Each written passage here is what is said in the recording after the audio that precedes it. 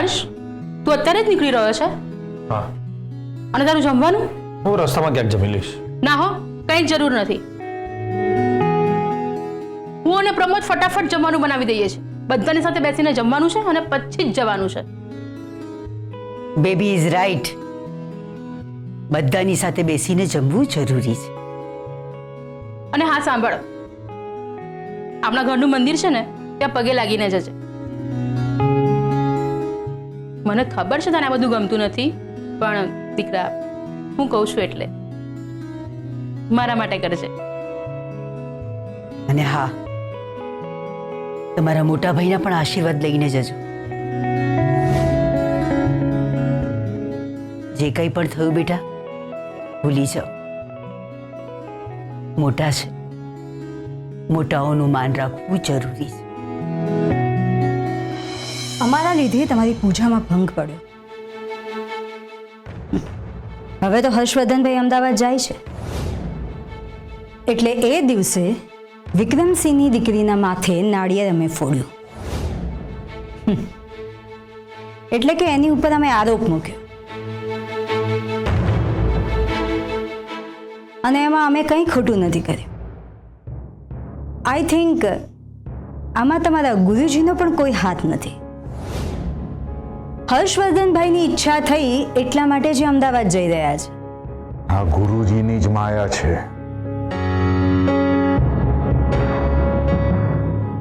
પૂજા ભંગ થઈ છતાં એમની અપાર શક્તિને કારણે આપણને આપણું ધારેલું પરિણામ મળી રહ્યું છે.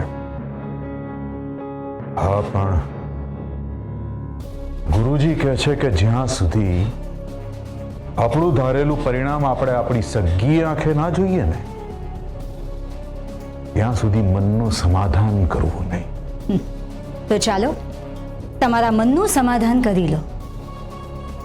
હર્ષવર્ધનભાઈ અમદાવાદ જઈ રહ્યા છે, એનું લાઈવ ટેલિકાસ્ટ જોઈ લો. ચાલો.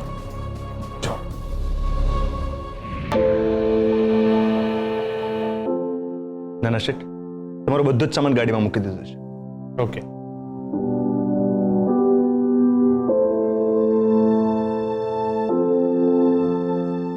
અમદાવાદ જવા નીકળો છો હર્ષવર્ધન? એ મોટા ભાઈ, બસ આ જમીને નીકળું છું.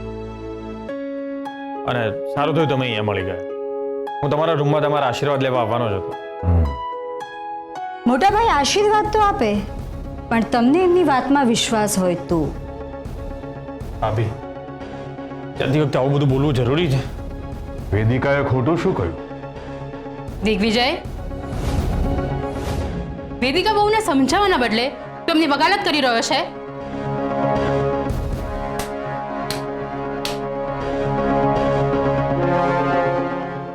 વાહ બેબી માસી, વાહ. અમે સાચું બોલીએ તો અમારા પતિ અમારી વકીલાત પણ ન કરી શકે.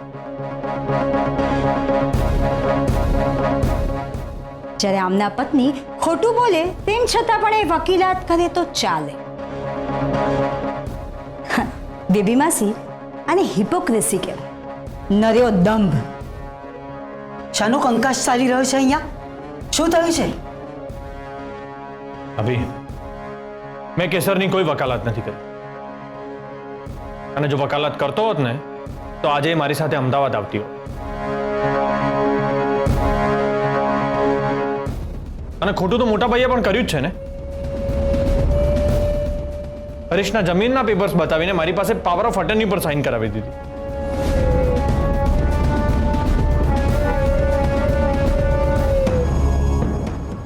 હર્ષવર્ધન, એનું કારણ અમે તમને જણાવ્યું છે. દિગ્વિજય, હર્ષવર્ધન અત્યારે બહાર જઈ રહ્યા છે અને કોઈ બહાર જાય ત્યારે કંકાસ નહીં કરવો જોઈએ. મોટા છો, જરા તો સમજો.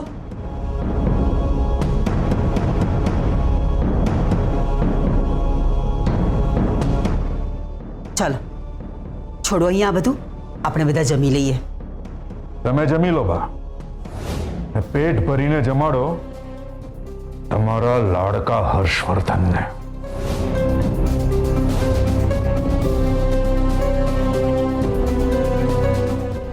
અમારે નથી જમવું. દિગ્વિજય, તમે એમની વાતનું ખોટું નહીં લગાડતા. તમે શાંતિથી સાચવીને અમદાવાદ જજો. હા, અમે એમને સમજાવી દઈશું. ચાલ બેટા, જમી લઈએ. સોરી બા, પેટ ભરાઈ ગયું. હર્ષવર્ધન, હર્ષવર્ધન, હર્ષવર્ધન, હર્ષ!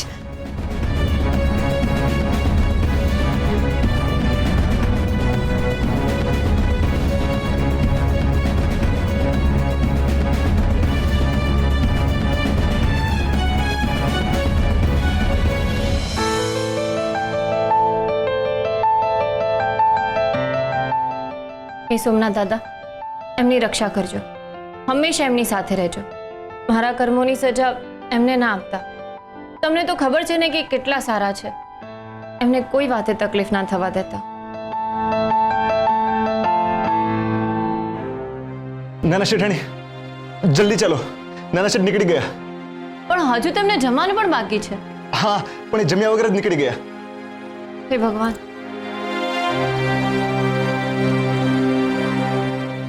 સાહેબ, ગાડી જવા દો.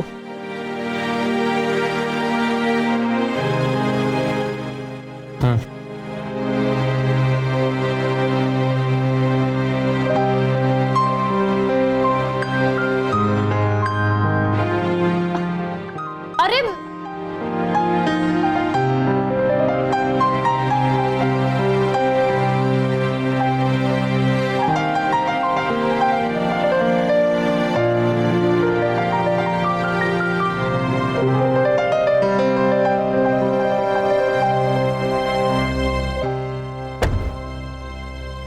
તમે આમ જ જતા હતા, કાંઈ પણ ખાધા પીધા વગર? પ્લીઝ કંઈક ખાઈને જાઓ ને. હું બનાવી આપું? એની કઈ જરૂર નથી. બેબી માસીને કહું બનાવી આપે.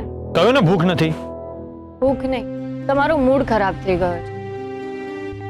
ઘરની બહાર જતી વખતે આમ ગુસ્સે થઈને ના જાઓ ને.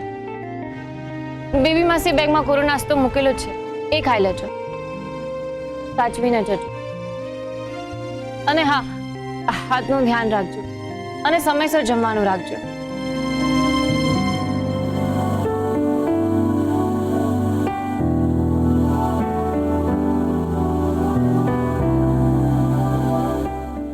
Happy journey. એક મિનિટ, જલ્દી બોલ, મોડું થાય છે. હું એવું તો શું કરું કે આપણા બંને વચ્ચે બધું જ પહેલા જેવું થઈ જાય. આપણે બંને પહેલાની જેમ જ એક સાથે રહેવા લાગીએ. કંઈક તો ઉપાય હશે ને. તારી વર્તણૂકના આધાર પર તો ખૂનના આરોપીની સજા પણ ઓછી કરી દેવામાં આવે છે. મારી સજા ઓછી નહીં થાય. ફાંસીના આરોપીને પણ એની અંતિમ ઈચ્છા પૂછવામાં આવે છે. તો એમ સમજી લો કે મારી અંતિમ ઈચ્છા તમને પામવાની છે. તમે જે કહેશો એ બધું જ કરવા માટે હું તૈયાર છું. હું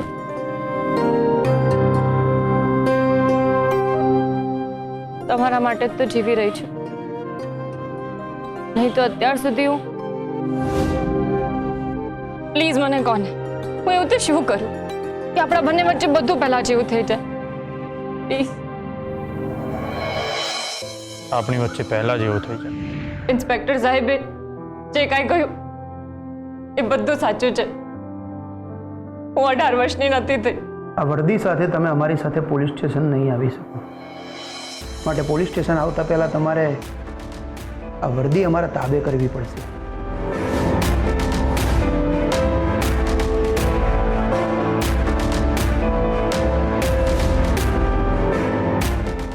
તને લાગે છે કે આપણી વચ્ચે પહેલા જેવું થશે? કોઈ જ શક્યતા બાકી રાખી છે તે? જે દિવસે મારા જ ઘરમાંથી વર્દી ઉતારીને મને પોલીસ સ્ટેશન લઈ જવામાં આવ્યો, જે પોલીસ સ્ટેશનમાં હું ગુંડાઓને બંધ કરતો હતો, એની જેલમાં મને પૂરી દેવામાં આવ્યો. કોઈ પણ ગુના વગર મને ગુનેગાર બનાવી દેવામાં આવ્યો. એ દિવસે એસીપી શબ્દનું મૃત્યુ થઈ ગયું હતું. મને ઘરેથી પોલીસ સ્ટેશન લઈ જતા હતા ને, ત્યારે હું આખા રસ્તામાં તારા જ વિચારો કરતો હતો કે તે કેમ મારી સાથે આવું કર્યું. મને એનો કોઈ જ જવાબ ના મળ્યો. એટલે આખરે મેં મારા મનને મનાવી લીધું કે કદાચ તારા પપ્પાએ તને બહુ જ પ્રેશર કર્યું છે એટલે તું મારી સાથે ખોટું બોલી. લગ્ન પછી હા લગ્ન પછી તો તું મારી સાથે સાચું બોલી શક્યો હોત ને. આપણે બંને બહુ જ પ્રેમથી રહેવા લાગ્યા, એકબીજાનો વિશ્વાસ કેળવી ચૂક્યા હતા. છતાં તું મારી સાથે ખોટું જ બોલી. તને મારો પ્રેમ જોઈને એવું ના થયું કે આ માણસ મને આટલો બધો પ્રેમ આપી રહ્યો છે ને એને જ હું છેતરી રહી છું? કદાચ હું તને વિશ્વાસ નહીં અપાવી શક્યો કે તું મારી સાથે સાચું બોલી શકે ને. એ સર, મારા મતે તારા ડેડી કરતા મોટો વિશ્વાસઘાત તે મારી સાથે કર્યો છે. ને આ જે કંઈ થયું ને એમાં મારી નોકરીનો ભોગ લેવાયો. હું એસીપી હર્ષવર્ધનમાંથી માત્ર હર્ષવર્ધનસિંહ બનીને રહી ગયો. હું તને વારંવાર કહેતો હતો ને કે આ નોકરી મારા માટે ખાલી નોકરી નથી, દેશની સેવા છે. આ વર્દી મારા માટે વર્દી નથી, જીવ છે મારો. આ ઘર, આ જાહો જલાલી, આ માલ મિલકત તો બધું મને વારસામાં મળ્યું છે. મારી કમાવેલી ફક્ત એક જ વસ્તુ હતી, એ મારી વર્દી. જ્યારે કબાટમાં હું ખાખી વર્દીને જોતો ને ત્યારે મને બહુ જ પ્રાઉડ ફીલ થતું હતું. એ વર્દીનો ખાખી રંગ મને દેશ સેવાનો જુસ્સો અપાવતો હતો. જ્યારે લોકો મારી ખાખી વર્દીને જોઈને સલામ કરતા ને ત્યારે મને મારી પર ગર્વ થતો હતો. મારા નામની આગળ જે એસીપી લાગે છે ને એના કારણે મારા નામનું અસ્તિત્વ હતું. આજે એસીપી નથી ને મારા નામનું કોઈ જ અસ્તિત્વ નથી. આજે ખાલી કબાટને જોઉં છું ને તો એ કબાટ તોડી નાખવાનું મન થાય છે મને. તું કહે છે ને કે તું એવું શું કરે કે આપણી વચ્ચે બધું જ પહેલા જેવું થઈ જાય? તો એ કબાટમાં ફરીથી વર્દી લાવી શકીશ? મને ગર્વ અપાવી શકીશ? હા, તારા લીધે મારી વર્દી ગઈ છે ને. બોલ, તો લાવી શકીશ વર્દી પાછી? કરી શકીશ મારા માટે આટલું? એ દિવસે તું આ ઘરમાં વર્દી લાવીશ ને એ દિવસે આપણી વચ્ચે બધું જ પહેલા જેવું થઈ જશે. ત્યાં સુધી આ જેમ ચાલે છે ને એમ જ ચાલતું રહે.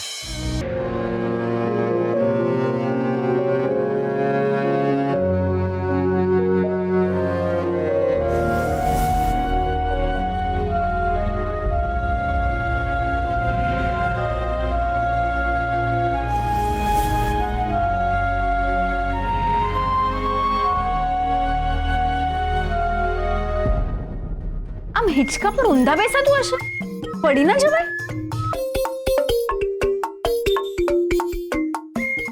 એ તને શું લાગે છે આજ કેસર હશે? મને શું પૂછે છે? હું કઈ જ્યોતિષી છું? જે રીતે બેસી છે એના હાવભાવ પરથી તો મને એવું લાગે છે કે જરી બહુ ઉદાસ છે. નહીં, બધું જાતે જ નક્કી કરી લેવું છે? ત્યાં જા, એની સાથે વાત કર, એને પૂછ, એટલે ખબર પડશે. બધું જાતે નક્કી ન કર, બહુડાઈ. હા,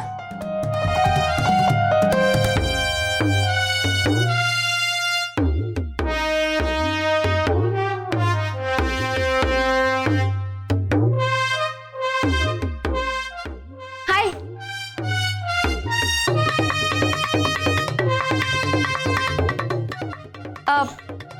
તમે કેસર હર્ષવર્ધન સિંહ, રાઈટ? હા. જય સોમનાથ. જય સોમનાથ. હું આલિયા. મારે તમારું જ કામ હતું. એકચ્યુઅલી હમણાં અમે એક પાર્ટી ઓર્ગેનાઇઝ કરી હતી. એમાં નિર્મળા ગૃહ ઉદ્યોગમાંથી પાપડ અને અથાણાનો ઓર્ડર આપ્યો હતો, તો એનું પેમેન્ટ કરવા આવી છું. અચ્છા, બેસે ને. એકચ્યુઅલી હું ઓનલાઈન જ પેમેન્ટ કરવાની હતી, પણ તમારી ફ્રેન્ડ છે ને ગોપી, એને તમારા એટલા વખાણ કર્યા ને કે મને સાંભળીને એવું થયું કે એકવાર જીવનમાં તો તમને મળવું જ છે, એટલે પેમેન્ટ કરવાના બહાને હું અહીંયા આવી ગઈ.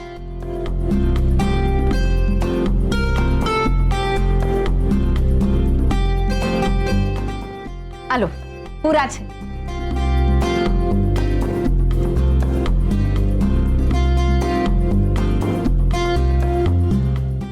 મેં કહ્યું તો ને તને એનો મૂડ ઓફ લાગે છે. એનો મૂડ ઓફ છે તો પછી સારું કરવા કંઈ કર. સારો આઈડિયા છે.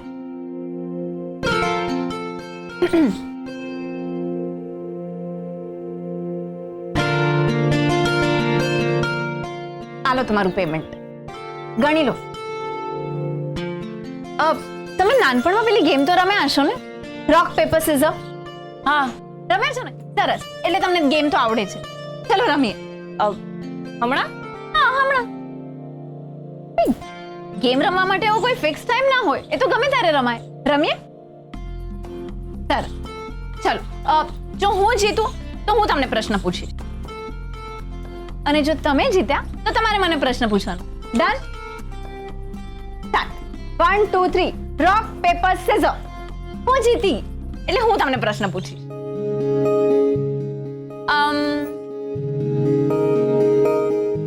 તમે તમારા હસબન્ડને કેટલો પ્રેમ કરો છો? ત્યાં જમીન અને આકાશ ભેગા ના થાય એટલો. ઓહો, આટલો બધો. Very good. ફરી એકવાર. રોક પેપર સીઝર.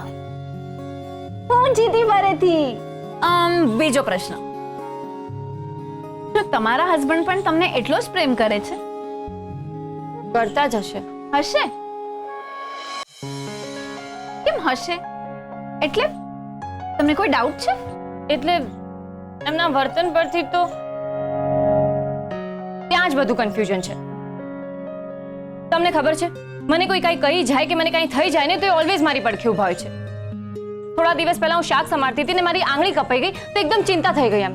જો હું ભીંજાઈ જાઉં ને મને શરદી થઈ જાય તો એમને મારી બહુ ચિંતા થઈ જાય છે. જો મને તાવ આવે તો આખી રાત મારી સેવા કરે. જો ખેતરમાં કામ કરવા જાઉં તો મને તરત ના પાડી દે. પોતે કામ કરે તો ચાલે. મારા ડેડી પણ મને કાંઈ બોલી જાય ને તો એમને પણ સંભળાવી દે કે કેસર મારી પત્ની છે, એને કાંઈ નહીં કહેવાનું. એ ચોરી છુપે મારી કેર કરે તો ચાલે, પણ હું એમની કેર કરું તો આંખો કાઢે. મેં તો તમને એક જ પ્રશ્ન પૂછ્યો હતો, તમે તો આમ બુલેટ ટ્રેનની જેમ સડસડાટ આગળ જતા રહ્યા. સોરી, હું એટલે મને થોડું વધારે બોલવાની આદત છે ને. કઈ વાંધો નહીં, મને પણ આદત છે. હા, આ તો એકલી મપડે છે. તું પ્રેને દોડાઈ. હા, કાઈ નહીં. આ તો મારું પર્સ છે ને, સીધી નથી રહેતી, પણ મારી ફ્રેન્ડ છે.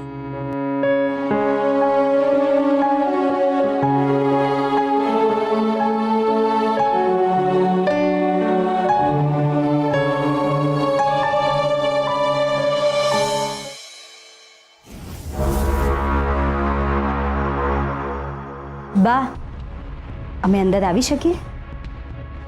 આવો વેદિકાઓ.